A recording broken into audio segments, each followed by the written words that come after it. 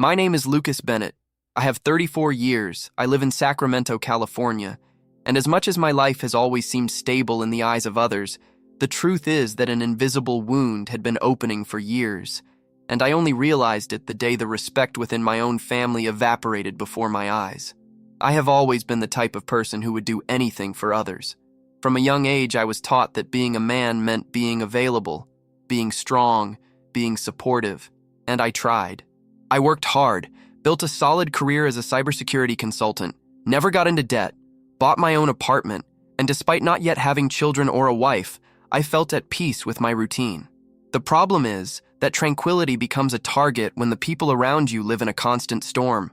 My family is big, noisy, full of personality, and chaos. My parents separated when I was still a teenager, but they live in the same city. I have two brothers, Kevin, the middle one, and Anthony, the youngest. Kevin is married to Brianna, and together they have two children. Anthony still lives with my mother and changes jobs like changing shirts. In the last week of September, we organized a small family reunion at my father's house. It was a kind of tradition that we started after my grandmother died, as a way to maintain the bond between everyone.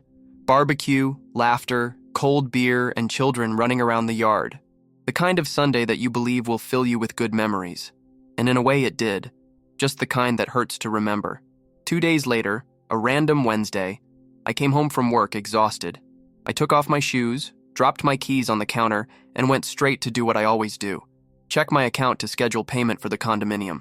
When I opened the bank app, my eyes almost popped out of my head. The main balance, which should be something close to 18s. So, it was just over $200. I blinked, closed it, and opened it again. I changed the Wi-Fi signal. I restarted the cell phone. But it wasn't a technical failure, it was real. I felt my stomach turn. Sweat ran down my back even with the air conditioning on. I called bank customer service. I was transferred 3 times before an attendant explained to me that all withdrawals and transactions were made from a previously authenticated device. In other words, from a device that already had access to my login, my password, and even 2-factor recognition. What's more, all movements had been made from a domestic IP located at Elk Grove, 20 minutes from Sacramento, exactly where my brother Kevin lives. I was paralyzed for a few seconds. I tried to rationalize. Maybe I had left my computer logged in somewhere, maybe it was on one of the visits to my father's house, or at one of the lunches at Kevin's house. I've always been careful with passwords. I work in cybersecurity after all. But there, under that punch of reality, I realized that the oversight had not been technical. It had been emotional. I grabbed the car keys without even thinking about it. I drove to Elk Grove, where Kevin and Brianna live with their children. When I arrived, I saw that the porch light was on and his car was parked. I rang the doorbell loudly. 3 dry taps. Kevin answered with the look of someone who had just woken up from the couch, with a bucket of popcorn in his hand and a carefree smile on his face. "What's up, bro?" "What a surprise," he said, as if nothing had happened. I walked in without expecting an invitation. "We need to talk. Now." Brianna appeared close behind, drying her hands on her apron. The children were in the living room playing video games. I asked us to go to the backyard. I needed air, and away from the innocence of children. "Someone took almost all the money from my bank account," I began, trying to remain calm, but with my throat tight. Kevin frowned, but not from fright, of discomfort, as if my presence was a problem, not the theft itself. "I know," he replied, dryly. "It was me." The answer came like a slap. I felt like I was floating for a second, without ground. I looked at him in silence, waiting for an explanation that would redeem it, but he just shrugged. We needed it. The rent was late, Brianna had to buy medicine for the kids, and the car broke down again. "You know you have more than us, Lucas. It was just a help, like always." The coldness, the normality with which he said that made me sick. He stole me," was all I could say. "Don't talk like that, man. It's not theft between brothers. It's family. You're always saying you want to help. We just anticipate help, that's all. You are single, you earn well, you live alone, and here we are, turning 30. The pain of hearing those words came not only from the content, but from the naturalness with which he said them, as if my effort, my choices, my organized life had become the reason for someone to feel entitled to empty me.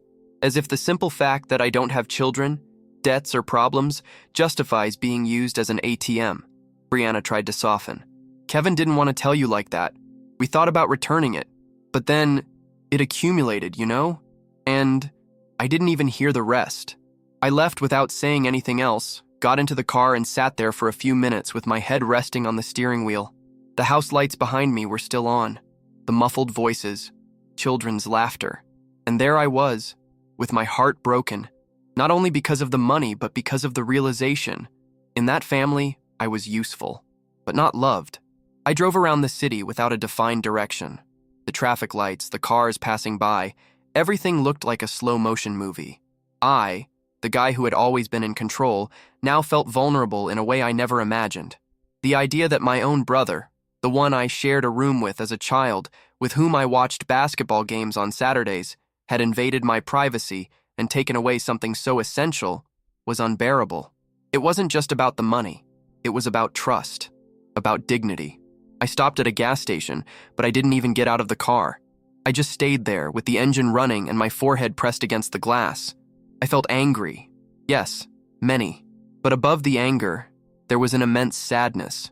That sadness that eats slowly, that doesn't scream, but weighs like lead in the chest. The next day I went to work as if nothing had happened. Suit, tie, laptop, and backpack. But the truth is that the concentration was gone. During a meeting with the data security team of a company in Los Angeles, my mind wandered. I pretended to write down ideas, but I only thought about Kevin's words. You have more than us. Was that it? Was that the criteria now? At lunchtime, I opened my notebook and accessed the bank statement again. This time, I printed all the transactions from the last week. The total withdrawn from my account came to just over $1,700. There were installment withdrawals, small transfers to different accounts, some even linked to names I didn't recognize. I started highlighting each operation with a highlighter pen. The colors were different: green for food, yellow for recurring payments, red for what seemed to me to be unjustified. One of the red highlights was a purchase of $960 in a sporting goods store. Kevin hasn't played anything since he was in his early 20s. That night, I decided to talk to my mother. She always had a direct but fair manner. I thought maybe, just maybe, she would see the gravity of what had happened. I called her and asked to come by. I arrived around 7 in the evening. The house was the same as always, smelling like apple pie with the sound of the TV echoing in the living room. "Lucas, it's good to see you, son," she said, hugging me. "Do you want dinner?" "Mom, I need to talk to you about something serious." She sat with me at the table, her wrinkled hands resting on the flowered tablecloth. "Kevin messed with my account. He took almost all the money. He said you needed it and thought it was fair." She was silent for a while, then let out a long sigh. "Oh, Lucas. You know his situation is not easy. Brianna lost her temp job, their rent went up, and you were always the most stable one. It's not like he used it for parties or nonsense, you know?" I stared at my mother, trying to assimilate what she was saying. "So does that mean it's okay for me to be robbed? As long as it's to pay bills? And that?" She looked at me with eyes filled with a strange tenderness. "Don't talk like that, my son. It's family. You were always so generous." The word generous went through me like a blade, as if my generosity was now an obligation, as if my success were an eternal debt to those left behind. I left her house even more confused, as if I were the villain in the story, the selfish person who doesn't want to help his brother in trouble. Back at my apartment, I sat on the dark couch, without turning on the light, staring into space. I began to reflect on all the times my family had asked for help. The first loan was when Anthony broke down his car and needed $600 to fix. Then it was Kevin, who was behind on his mortgage. There was also the time that my mother needed an advance because her retirement was late. I never denied it. I never questioned it. Just transferred. One click on the app. A thank you response. Sometimes not even that. I began to understand that this episode was not an isolated accident. It was the culmination of a series of abuses disguised as affection. And the worst part, I allowed it. I was taught, without realizing it, that my love came with a bank balance, that my presence was only useful when solving problems. Nobody cared to see how I was doing. Nobody offered me anything without ulterior motives. On Friday of that same week, I received a text message from an unknown number. The content was simple. "You're cold. This will destroy the family." I didn't have to think long to know who sent it. It was Brianna. I deleted the message without responding, but those words kept echoing. Cold. Destroy the family. It's impressive how they try to reverse the logic of blame when the one who finally stands up is the one who always gave in. Over the weekend, I decided to take a break. I went to Napa Valley. I rented a small cabin for 2 days. I only took my notebook and printed bank papers. I wanted to think, plan, because one thing was certain. I wasn't going to let it go. During the night, under the dim light of the bedroom lamp, I began to put together a spreadsheet. I categorized every transfer, every withdrawal, every payment made in my name. I recorded the values, dates, times, and possible authors. I created different tabs for each person in the family who had received money from me over the years. The numbers started to scare me. Between favors, loans, gifts, and emergency coverage, I had transferred more than $48,000 in 5 years. And the most shocking thing, I never received 1 cent back. Not even anyone had asked me how I was doing financially. They just hoped I was fine, like a machine well programmed to respond. As I looked at those numbers, something inside me changed. It was as if, for the first time in years, I was seeing my story from another angle. I wasn't the selfless hero. I was the silent victim, the emotional doormat. And now I was about to get back on my feet, not for revenge, but for justice. For me. On Monday morning, I returned to Sacramento with one goal: to file a formal complaint. I no longer wanted to be the cool brother, the understanding son, the shoulder to lean on. I wanted to be heard by the authorities. I arrived at the county's financial crimes police station with my document folder organized, the spreadsheet printed in triplicate, my flash drive with digital copies, and a heart that was still beating fast with indignation. I was attended by an investigator called Detective Coleman, young, serious, with an attentive expression and eyes that seemed to measure every word that came out of my mouth. I told the whole story, from the initial help to the unauthorized access to my account. I showed the proofs, the extracts, the prints of messages. She listened without interrupting. "Mr. Bennett, the data you brought is very solid. This clearly sets unauthorized access to bank account, in addition to possible crimes associated with fraud and digital identity misuse. We will begin a preliminary investigation immediately. Can you confirm the names of those involved?" I took a deep breath and replied, "Kevin Bennett, my brother, Brianna Lee Bennett, his wife, and," I hesitated, "my mother, Teresa Bennett." Speaking her name hurt more than any lost value. I didn't want to believe she was involved too, but I knew she knew. And by remaining silent, she became an accomplice. The detective wrote everything down accurately. "We will be in touch in the next few days. It is important that you do not alert the suspects. The element of surprise can be decisive for the investigation." I nodded with a lump in my throat. As I left the police station, I felt the sun hitting my face with more force than usual. But inside, I was frozen. It was official. I had denounced my own family. The following days were silent. None of them knew I had gone to the police. And for the first time, it gave me a sense of control. I was reacting, even though no one knew. It was a silent but powerful revolt. For the first time in years, I didn't feel powerless in the face of other people's selfishness. On Thursday afternoon, the silence ended. I was in the middle of a call with a client's team in San Diego when my cell phone vibrated frantically. Missed calls from my mom, Kevin, Brianna. Then came the messages. First, vague questions. "Are you okay? We can talk? Why aren't you answering?" Then accusations. "Have you lost your mind? Did you call the police on your own family? This is inhumane, Lucas." I stopped everything. I turned off the computer. I walked away from the table. I sat on the living room floor, leaning against the wall, and took a deep breath. They knew. The investigation had already begun. That night, confirmation arrived. A neighbor of Kevin's texted me. "There are 3 agents from the Financial Crimes Division at your brother's door. They're talking to Brianna. Kevin looks like he's seen a ghost." I didn't feel pleasure. I felt justice. I didn't want them to be arrested. I wanted them understood. Let them feel the weight of what they did. They would stop thinking it was normal to use someone just because they don't complain. The next day, the first public reaction came from Kevin. A post on Facebook with a blatant hint. There are people who would rather destroy their family than forgive a mistake. It's sad to see those who call themselves brothers act like enemies. Brianna shared and commented with sad emojis. And the comments began. Their friends, distant family members, neighborhood acquaintances, all giving their opinions without knowing anything. They called me ungrateful, Cold. Selfish. Nobody asked me what had happened. Nobody wanted to hear my side. Their narrative was easier. Lucas is the rich, stuck-up brother who abandoned his family when the time was right. I deleted my social media that night, not because I cared what they said, but because I wanted peace. It was no longer possible to live being the target of distortions. They didn't know the pain of being ripped off emotionally and financially for years.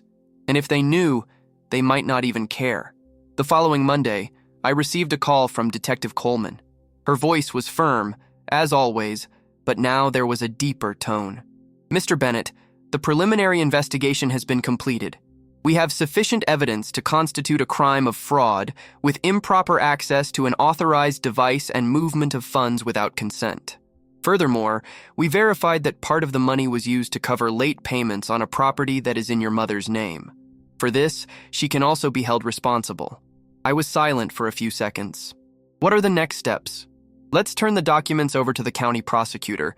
Depending on the analysis, we may open formal proceedings against those involved. We know they are close family members, so we understand if you want to end it here. But legally, we already have a basis to follow. My breathing became heavy, but I knew. I had already decided. Continued, Detective. I don't want revenge. I want respect. When I hung up, I looked around my apartment. Everything was the same, but I was no longer the same. Something inside me had been mended with courage. For the first time, I wasn't trying to save anyone but myself. In the following days, new messages came, some trying to apologize, others begging for compassion. There was even an attempt at emotional blackmail, with my mother saying that she was feeling sick because of so much anxiety, that she might have a breakdown. But none of them had the words I most needed to hear. You were right, or sorry. It was as if everyone was still only concerned about the consequences, not what caused all this. And I understood there, more clearly than ever. It wasn't about the money. It was about the space I occupied in their lives, and about how this space was only valued when it served some practical purpose, an emotional bank, an automatic redemption. But now, the account was closed. That Friday, I decided to do something I had been putting off for a long time. Really get away. Not out of anger, but out of emotional survival. I spent the afternoon organizing my inbox, blocking numbers that kept calling me, and even swapped my main number for a new line. Something I had always considered radical but now seemed essential. For the first time in years, the idea of not being accessible to solve other people's problems brought me a strange kind of relief. At the end of the day, I wrote a letter. Not to send, just to myself. A kind of emotional release. In it, I put everything I never said out loud. I wrote about the years I sacrificed travel, new clothes, courses I wanted to take, just to keep everyone around me comfortable. I talked about the times I stopped going out with someone because I had to resolve some last-minute financial drama involving one of my brothers, and about how I felt disposable every time I solved a problem, and days later, no one remembered. I ended the letter with a short sentence, but it summed it all up. I exist beyond the usefulness you project onto me. I slept lightly that night. For the first time in a long time, no order notifications, no messages of emotional demand disguised as affection, just silence. And within that silence, something new. Space for me. With the following week also came even greater clarity. I decided I didn't want to just cut ties and move on. I wanted to create a new rhythm of life. Something that was just mine. Something that didn't depend on other people's chaos. With that in mind, I asked 3 months leave from work, claiming personal need and mental reorganization. My boss understood. He said that if I needed time, I had more than a right to use it. I felt gratitude toward him, a kind of support that, ironically, came from outside the family. I searched for quiet places, further away from big cities, and chose Ashland in the state of Oregon. A small, cozy place, with mountains, silent cafes, and people who seemed to move at a slower pace. I booked a little house for 2 months. I didn't tell anyone. I just went. The road was long, but therapeutic. The radio was playing low, the sky was clear, and the landscape was slowly transforming, from the buildings of Sacramento to the dense trees of the interior. When I parked at the new house, I felt something almost poetic, like I was coming to terms with myself for the first time in years. The first few days were silent but intense. I started writing every day, something I liked to do when I was younger. I started an anonymous blog where I shared some thoughts about family boundaries and the pressure of being the successful one in the group. without revealing names or personal details, but with sincerity. Responses began to arrive within a few days. People who lived similar things, different stories, identical feelings. One of them left a deep impression on me. It was a message from a man named Derek, which said, "Lucas, I never knew it was allowed to say no without guilt. I always thought that my value in the family was in how much I resolved other people's crises. Reading your text made me see that my exhaustion was legitimate. That made me cry, because that was it. For the first time, someone understood, without calling me insensitive, and more than that, if you saw me." During my second week in Ashland, I was invited to a conversation at a small local community center. It was a support group for men who, in some way, were rediscovering themselves after family trauma. I went without knowing what to expect, and I left there with a new understanding. I wasn't alone.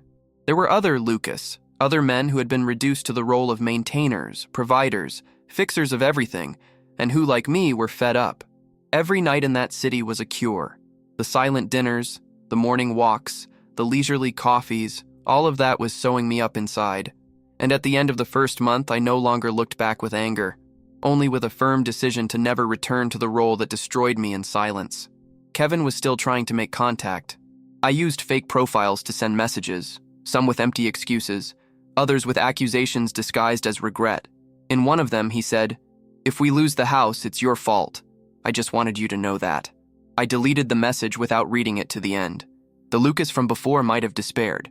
Maybe I would transfer more money. But what about now? The one from now knew that guilt is not synonymous with affection, and that love without respect is just an emotional trap. In the last week of the second month, I received an email from Detective Coleman. The process had advanced. The prosecutor determined that the three of them, Kevin, Brianna, and my mother, could be processed separately with alternative sentences as long as I agreed to it. It was my decision. Complete judicial punishment or deal with restitution and legal removal. I thought for 2 days. I walked for hours. I wrote again. And then I replied, "I accept the agreement. But I demand that none of the three contact me again. That all amounts be returned within the established deadline, with a fine in case of delay, and that a non-approach agreement be signed." It was accepted. The local bailiff formalized everything. The documents arrived by email and then in physical copy. It was the end. Not a cycle, but an emotional prison. After the agreement was formalized and the legal terms were signed, something inside me began to relax. It was as if a gear turning tirelessly for years had finally become disengaged. Connections, messages, and emotional blackmail stopped, and the silence that used to bother me became a balm. For the first time since understanding myself as an adult, the weight of being the pillar of the family left my shoulders. And with that, a new space began to emerge within me, a space of reunion. I stayed in Ashland for 2 more weeks than planned, not because I was running away from Sacramento, but because I was finding myself there. I made friends with a retired gentleman named Hank, who went to the same cafe as me every day at 8 a.m. He used to take an old notebook and write down stories he heard from people, a memory counter. One day he said to me, "You look like someone who is coming back to himself. Few have the courage to do that, you know." I was silent for a moment before responding, "It's just that I've been useful all my life. I was never just enough." He smiled and replied, "So maybe now is your time to be whole." This phrase stayed with me for days. With free time and emotional clarity, I started developing an old project, writing a book. Nothing too elaborate or ambitious. I just wanted to tell stories about limits, about how affection can be distorted when confused with obligation. I took excerpts from my blog, edited, rewrote, and stitched everything together with my own healing process. I called the project Invisible Weight. I didn't know if I would ever publish it, but writing it was therapeutic. Each page was a reminder of who I was before I was sucked into the role of savior. I returned to Sacramento at the beginning of winter. The air was cold, the trees were dry, and everything seemed quieter than usual. But it wasn't the city that was different. It was me.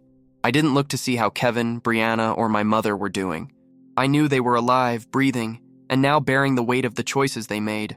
I didn't wish any of them harm, but I also no longer felt that urgency to rescue those who never really wanted to be saved. The week I returned, I resumed my remote work, and with a clear mind, my performance skyrocketed. New ideas flowed more easily, colleagues sought me out more, my opinion started to have even more weight. On a planning video call, my supervisor, Gerald, made a comment that took me by surprise. "Lucas, your performance over the last 2 months has been so solid that we are considering offering you the position of Director of Operations for the Northwest region. It is a position with more autonomy and less micromanagement. We think it looks like you." I was silent for a few seconds. If this offer had come a year ago, I probably would have turned it down. I would have made up an excuse. I need to help my mother. My brother is going through a difficult time. But now, free from these invisible chains, I answered firmly. I accept. I'm ready. The meeting ended, and alone in the room, I let out a smile. A calm, serene smile, without euphoria. It was a smile of someone who had finally stopped living for others and started building something of their own. Life followed new paths. The following month, I launched a small ebook with excerpts from my blog and some extra reflections. I didn't expect much, just wanted to put it on record. To my surprise, the book began to circulate. I received emails, anonymous messages, testimonials, men and women who had lived similar situations, brothers who were used, daughters who supported families without ever being heard, parents who have been reduced to providers, people who, like me, just wanted to be seen beyond usefulness. One of the emails moved me deeply. It belonged to a 22-year-old boy called Michael, which said, "You don't know me, but your story stopped me from doing something stupid. I was on edge. I always thought that saying no was for ungrateful people, but I understood that destroying myself to keep others standing is not love. Thank you for writing what no one ever had the courage to say." I read that message with tears in my eyes, not because I felt like a hero, but because for years I also needed someone to say that to me, and I never did. And now perhaps my story was breaking the cycle for someone. Around the same time, I met an old friend from college. Caitlin, he was a journalist and now lived in Portland. She had read my blog by chance, recognized my name, and sent me a message. We arranged to meet when she came to visit her family in Sacramento. The conversation flowed so naturally that it seemed as if no time had passed. We talked about everything and nothing, about life, the choices, the renunciations that sculpt us. At one point, she looked at me with a slight smile and said, "You have a different way now," like someone who finally understood their own value. And it was true. I understood. For the first time. Over time, the pain became a memory, not the one that burns when remembered, but the one that teaches. I no longer thought of Kevin or Brianna with anger, nor with longing. It was a kind of emotional neutrality that I never thought I would achieve. My mother, on the other hand, still inhabited a more sensitive corner of my chest, because no matter how much I had messed up, I was still my mother. But I learned that being a son does not mean accepting everything in the name of love. I learned that respect is the minimum in any bond, and where it is lacking, the rest falls apart. One Saturday afternoon, while tidying up my office bookshelf, I found an old photo album. In it, images of us on past holidays, birthdays in my father's backyard, short trips to Lake Tahoe. It was strange to see so many smiles recorded in moments that now seemed distant, almost as if they belonged to another life. But I didn't close the album. I continued leafing through calmly, accepting that that past was part of me, but no longer defines who I am. Shortly afterwards, I was invited to participate in a podcast about emotional reconstruction and family boundaries. The interview would be recorded in a small local studio with 2 presenters who followed my blog. I accepted.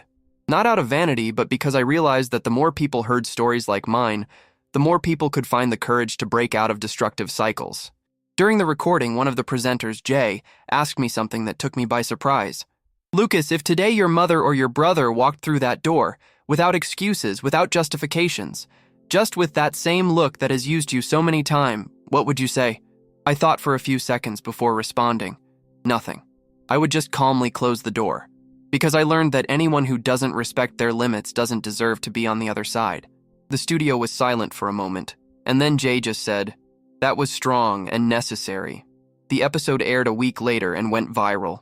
I started receiving more messages than ever before. People from all over the country telling similar stories, some even worse. Men who supported brothers for decades. Women who paid family bills since they were 18 years old. People who believed that saying no was a sin. And what did they all have in common? The lack of listening, the lack of recognition, the pain of being seen as just resources, not as human beings. One of the comments that struck me the most was from a lady called Eleanor, aged 67. Lucas, I'm crying as I hear your story. I was that person for over 40 years. Only now, with my retirement, have I realized that I never lived my life. I lived other people's. I'm glad you realized that early. There's still time for you to be free. And it was then that I realized what had really changed in me. I stopped asking permission to exist. I stopped negotiating my presence in exchange for acceptance. For the first time, I was writing my story with my own pen. At this stage, I started to get closer to Caitlin. Our conversations became more frequent, the meetings more natural. She understood my process because she had also experienced suffocating family dynamics. We become emotional allies before anything else. And when the possibility of something more arose, there was no rush, just mutual respect and light affection. And it was in this lightness that everything blossomed. On a random Sunday, while walking in William Land Park, she stopped and said, "I like you because you're not trying to save anyone, and that makes me feel safe." I smiled, a little embarrassed but with a warm heart, because that was it. Finally, I had learned that love doesn't have to come with weight. It doesn't have to be a sacrifice. It could be choice. It could be peace. While my life found this new axis, my old family remained silent. They fulfilled the agreement legally. The amounts were returned month by month with interest. I received deposits with the same coldness with which I received requests for help, without emotion. It was just a settling of accounts. And still, no apology came along. The pride, it seemed, was still the same. And that's okay. It wasn't forgiveness I expected. It was respect. I started speaking at small events about emotional health and family boundaries. In one of them, a guy asked me an honest question. "Do you feel guilty about cutting off contact?" I responded with the same honesty. I felt it, for a long time. But then I understood that the guilt came from a belief that wasn't mine. I was taught that to love is to sacrifice yourself. But today I know that to love is also to say, so far. I can't destroy myself to keep anyone standing. This answer became a quote on several social media profiles linked to mental health. And, without me realizing it, what started as a silent outburst turned into a voice for many. But more than anything, it turned into a fresh start for me. As the months passed, the routine stabilized. I continued working remotely, now as regional director, and I felt a new peace knowing that my energy was being well directed.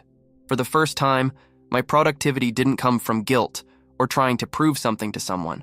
It came from me, from my ideas, from my clarity. And the best part, no one charged me extra. No emergency calls in the middle of a meeting, no message disguised as longing with a hidden request at the end. Living with Caitlin became constant. We had lunch together almost every weekend. We exchanged book recommendations. We talked about our traumas without fear of judgment. It was beautiful to realize how time, which before was just demanding and rushing, was now made up of real sharing. And there, in that honest exchange, I realized that true intimacy is built when no one needs to cancel themselves out to fit into the other's life. One day, she asked me if I thought about looking for my mother again. I was silent for a while. I had already rehearsed that thought several times, especially on specific dates. Her birthday, Christmas, Mother's Day. But it always stopped at the same point. Her silence. The pride. The absence of any gesture of repentance. "I think so," I replied. But not with the expectation that anything will go back to the way it was, just hoping that she understands what she did. Caitlin nodded, as if she understood without needing long explanations. That same weekend, I decided to write one last letter, a real one this time, addressed to my mother. I wrote calmly, without accusations, without sarcasm. I just put my pain on paper. I told her how I felt used, discarded, and how I had waited for so long for just a sign that she saw me as more than a provider. He said he didn't want hate or fights, just respect. And I ended by saying that if one day she wanted to look for me, she should do so not for the comfort of memory, but for the courage to admit what happened. I didn't send it right away. I kept it for 3 days. Then I put it in the mail, without waiting for a response. Not out of coldness, but out of maturity. 2 weeks later, I received an order. A brown envelope with her handwriting on the return address. Inside, just a handwritten sheet. The words were shaky, but sincere. "Lucas, I read your letter many times before I managed to write this one. You are right. I settled into the fact that you were always available. I thought it was your role to take care of all of us. And deep down, I hid behind it. I didn't realize how much I was taking from you. I don't know if I deserve your forgiveness, but I want you to know that I love you. even without knowing how to demonstrate it the right way. Your mother. I read that letter in silence, sitting on the porch. The sky was clear, a calm, late afternoon. And there, at that moment, I understood that maybe forgiveness is not forgetting, nor allowing everything again. Maybe we just have to accept that everyone gave what they could, and move on in peace. I didn't call her. It wasn't time yet. But I responded with a simple card just saying, I received your letter, and I wish you peace. I truly do. That was enough. A symbolic closure without forced return. A worthy end to something that needed to be closed honestly. Over the next few months, I continued with the book project. I added new, deeper chapters. Stories of other people I met. Stories about reconstruction. About the importance of recognizing one's own limits. I gave the book a new name. Beyond What Was Asked of Me. Because that's exactly what I experienced. I went further, for a long time, until I had to stop and start again. The first edition was published independently with the help of a small publisher in Portland. In 2 months, all copies were sold out. The second edition came with a new introduction written by Caitlin. In it, she said, "This book is a map back to yourself, written by someone who learned that real love begins the moment you say, 'I matter too.'" That moved me more than any other return. I started getting invited to more events, lectures at schools, community meetings, interviews for podcasts. But I didn't want to become a guru. I just wanted to continue being the most honest version of myself. Share, listen, grow. No magic formulas, only truths. And with each new space I occupied, the clearer it became. What was once a story of pain became a bridge to healing for many. And deep down, mine too. It was a cool autumn morning in Sacramento when I sat on the porch of my apartment again, now with a different perspective on life. The leaves fell softly from the trees on the street, and the sound of birds seemed more present, more alive. I had just received an invitation to participate in a panel at a university in San Francisco with the topic, Family Boundaries and the Invisible Weight of Obligation. That title told me everything. There I was, previously silenced, now sharing what I learned, not to teach, but to free. Caitlin, who now shared her weekends with me on an almost permanent basis, laughed at a text on her cell phone as she made coffee. Our silences were comfortable. Our dialogues, honest. I never had to explain too much. I never felt small. And that was new. It was rare. It was safe. She was the one who suggested I start a channel to share my stories with more people. Not just as a writer, but as someone who could give voice to topics that are still taboo among families, among men, among people who have difficulty saying enough. I was a little reluctant. I've never been a fan of cameras, but something in me said it was time. And so the breath, my online space to talk about what I was never taught to say. The videos were simple. No fancy editing, no dramatic soundtrack, just me, a microphone, and the truth. I told excerpts from my journey. I talked about the fear of breaking up with family members, about how guilt can be a control mechanism, and about the importance of allowing yourself to fail, to rest, to exist. In one of these recordings, I ended by saying, sometimes being the strong one in the family is not a virtue. It's just the absence of choice. But the good news is that choice can be reclaimed, and you have that right. Always has. This video went viral. Thousands of views in just a few days. The comments were like open letters from tired but hopeful people. Someone said, "Lucas, your video gave me the courage to say the first no of my life. I'm 41 years old, and I felt free." It was there that I understood the real impact of what I had experienced. My pain had become collective freedom. My no had opened space for many others. And despite all the transformation, one certainty was established. He would never go back to being Lucas who said yes just to keep the peace, because that peace was false. It was silence bought with sacrifice. And now I knew the real thing. The peace that comes from being whole, from being true, even if it hurts. On the last day of the year, I received an unexpected message. It was from Anthony, my younger brother. We hadn't spoken since everything happened. The message was simple but dense. "I never thanked you for everything you did for us. And I also never apologized for letting you carry everything alone. I know it's late, but still, thank you. Forgive me." I stared at those words for a long time. They didn't erase the past, but they healed a part of him. I responded calmly, "I forgive you. And I hope you forgive yourself too. It's okay to start over." And it was true. Everything was fine. because now I knew that new beginnings are valid even when they come late, as long as they are sincere. Today, I write this last part of my story's script, knowing that it doesn't end here, but I can safely say that the hardest part is behind us. And the best thing I did for myself was choose me before it's too late. If you've made it this far, thank you for listening to my story. In truth, I don't know how it got in there, but I hope it left some seed. A good nuisance, a new reflection, or even a desire to take back something that is rightfully yours. Your time, your voice, your peace. If you liked this video, subscribe to the channel, but not just for me. Sign up for you, because here, we really talk. No shame in exposing the wounds, without fear of learning to love yourself again. And more than that, share your story here in the comments. Have you ever been through something similar? Have you ever been seen as a walking card in your own family? Have you ever felt indebted just for being fine? We want to hear from you, read you, and grow together. I also want to know, what did you learn from this video? Made you think about something you were avoiding? Did it give you the courage to have a difficult conversation? Let's transform this space into a safe place for those who are tired of carrying the world on their shoulders. Because sometimes all we need is someone to say, "You matter too." Always remember, it's never too late to start over, to establish healthy limits, and to build a life that truly makes sense for you.